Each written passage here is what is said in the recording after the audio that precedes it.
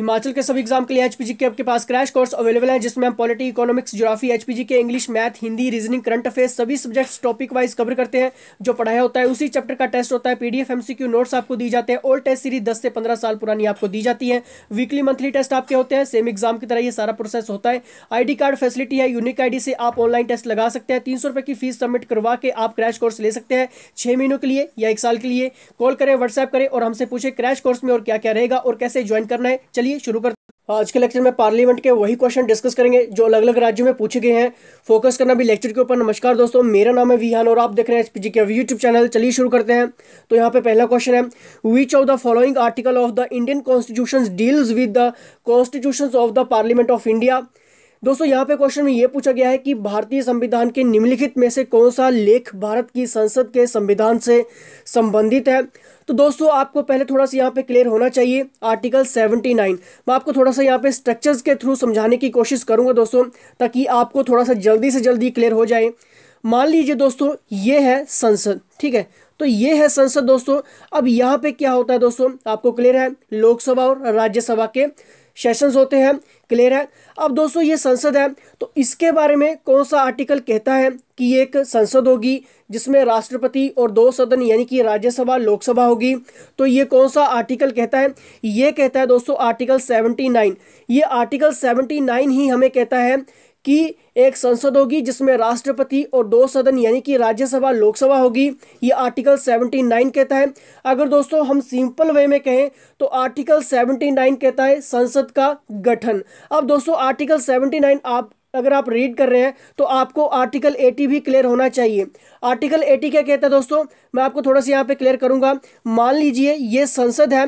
अगर दोस्तों ये संसद है तो यहाँ पे आपको क्लियर होगा कि राज्यसभा भी होती है। तो ये है दोस्तों हमारी राज्यसभा। अब राज्यसभा के बारे में कौन सा आर्टिकल क्लियर होता है, आर्टिकल 80। आर्टिकल 80 ही हमें कहता है स्ट्रक्चर्स ऑफ द राज्यसभा यानी कि राज्यसभा की संरचना। कौन सा आर्टिकल कहता है, इसमें सभी के सभी इलेक्शंस के इसमें पॉइंट्स भी आ जाते हैं। बाकी जितना भी रहता है दोस्तों आर्टिकल 80 ही कहता है। राज्यसभा में जितने भी चुनाव होते हैं राज्यसभा में सदस्यों के बीच में, आर्टिकल 80 ही कहता है। यानी कि स्ट्रक्चर्स ऑफ द राज्यसभा जब भी हम बात करेंगे तो आपको क्लियर होना चाहिए कि आर्टिकल 80 हमारे इसके बारे में कहेगा। अब दोस्तों आर्टिकल 81। आर्टिकल 81 क्या है दोस्तों, आर्टिकल 81 कहता है लोकसभा के बारे में, यानी कि structures of the Lok Sabha, Lok Sabha की संरचना।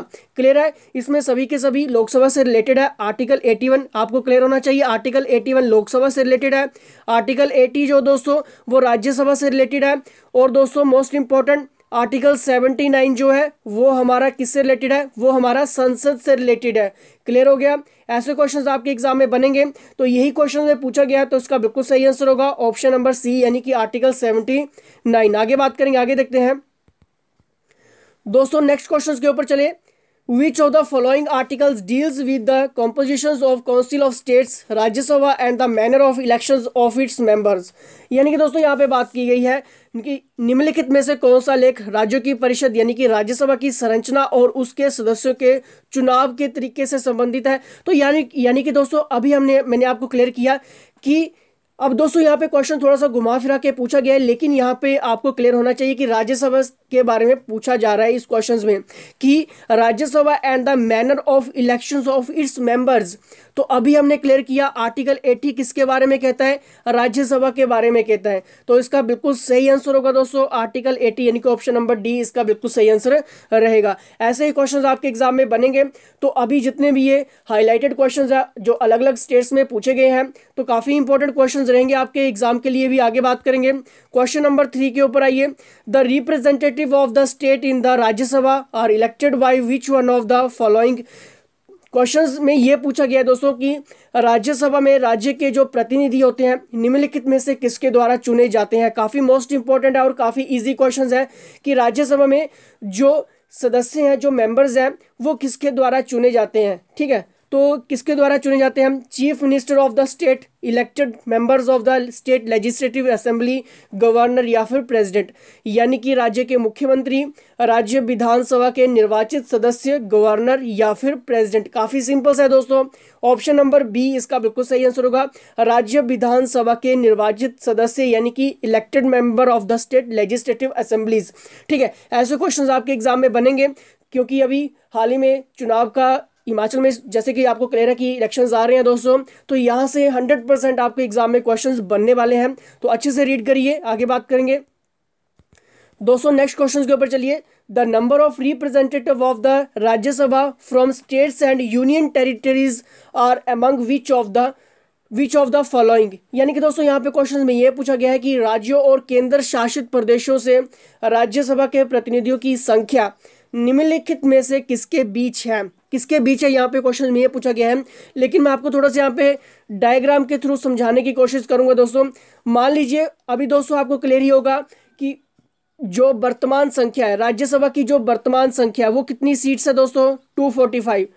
मैक्सिमम कितनी हो सकती है दोस्तों, यहाँ पे आपको ये भी क्लियर होना चाहिए, मैक्सिमम जो है वो 250 होती है, ठीक है। अब दोस्तों 250 से यहाँ पे क्वेश्चंस बहुत कम देखने को मिलता है, आपसे डायरेक्ट यही पूछा जाता है कि मैक्सिमम कितनी हो सकती है, लेकिन अभी जो फिलअप है यहाँ से क्वेश्चन आपके एग्जाम में बनता है, ठीक है। तो 245 प्रेजेंट में है, ठीक है। अब दोस्तों 245 में से अभी मैं आपको क्लियर करूंगा कि ये जो 245 सीट्स है, ठीक है, इसको कैसे डिवाइड किया गया है। अब दोस्तों 245 में से क्या है कि जो 12 है वो किसके द्वारा चूज की जाती हैं, किसके द्वारा सिलेक्टेड की जाती हैं, वो की जाती हैं राष्ट्रपति के द्वारा आंग्ला समुदाय के, ठीक है। अब दोस्तों 245 से -12 किए तो कितने रहे दोस्तों, 233। अब ये जो 233 सदस्य हैं दोस्तों, ये कहाँ से चुने जाएंगे, ये भी काफ़ी इंपॉर्टेंट है।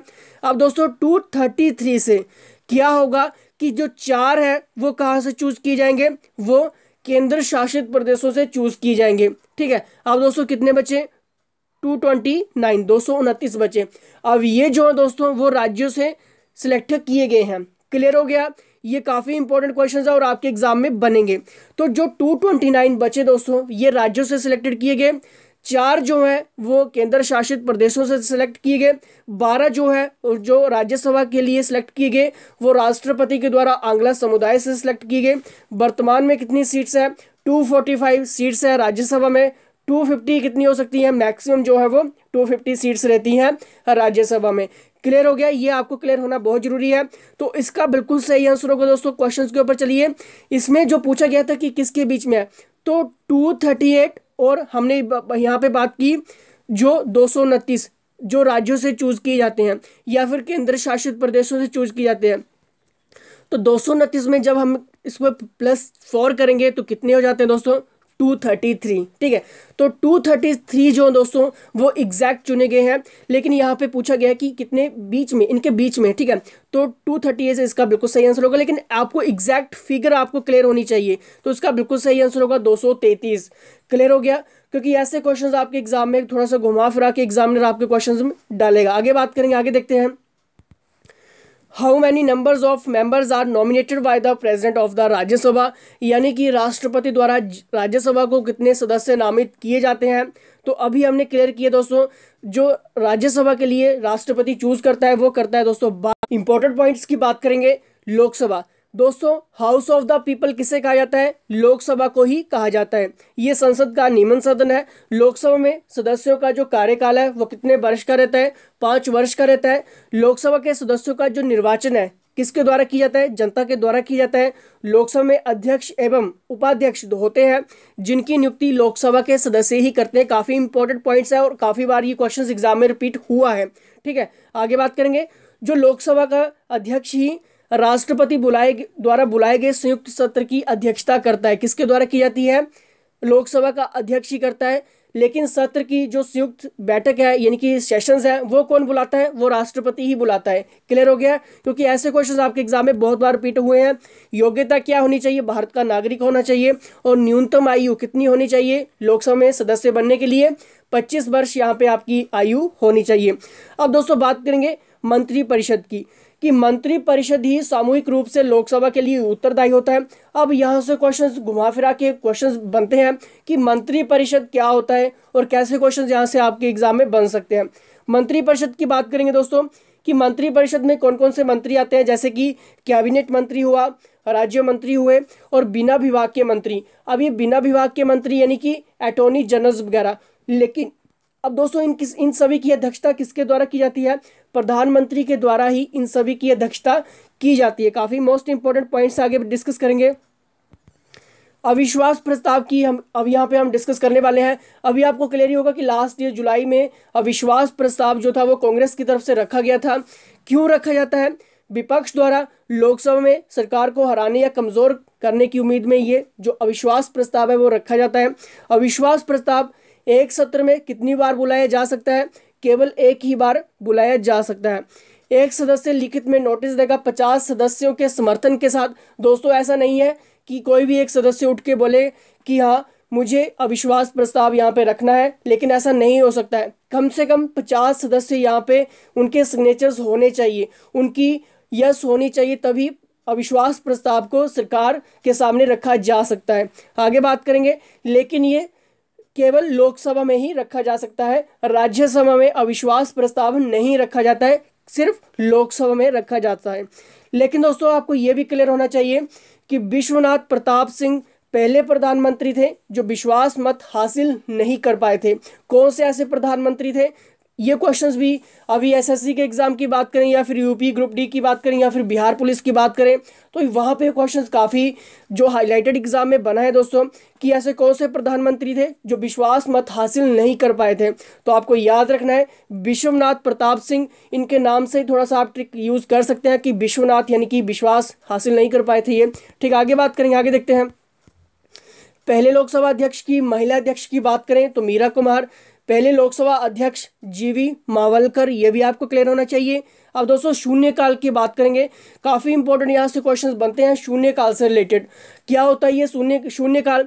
दोस्तों संसद में प्रश्नकाल और कार्यसूची के मध्य का जो समय है वो शून्यकाल कहलाता है। ठीक है, यानी कि पहले क्या होता है दोस्तों, जो ऑपोजिशन पार्टीज हैं, जो विपक्ष है वो क्वेश्चंस करता है, सरकार से क्वेश्चंस करता है, उसके बाद सरकार के जो कैंडिडेट्स हैं, जो सदस्य हैं, वो उन क्वेश्चंस के आंसर्स देती है। ठीक है, तो यानी कि यहाँ पे बात की गई है उसके बाद, प्रश्नकाल के बाद, घुमा फिरा के आपको ऑप्शन देखने को मिलते हैं। ठीक है, प्रश्नकाल के बाद जो कार्यसूची के बीच का जो समय है वही प्रश्नकाल कहलाता है, ये शून्यकाल कहलाता है, सॉरी। ठीक है, ये आपको क्लियर होना चाहिए। राज्यसभा की बात करेंगे यहाँ पे अभी हम, ये संसद का उच्च सदन होता है, ये आपको क्लियर ही होगा। राज्यसभा के सदस्यों की नियुक्ति राज्य के विधानसभा के सदस्यों द्वारा की जाती है। काफ़ी इंपॉर्टेंट पॉइंट्स है लेकिन इजी पॉइंट्स बहुत हैं ये। आगे बात करेंगे, राज्यसभा के जो सदस्य हैं उनका जो कार्यकाल है वो कितने वर्ष का होता है? 6 वर्ष का होता है दोस्तों। इसलिए ये कभी भी भंग नहीं होती है। क्यों? क्योंकि यहाँ पे जो सदस्यों का जो समय है वो 6 वर्ष का होता है। ठीक है,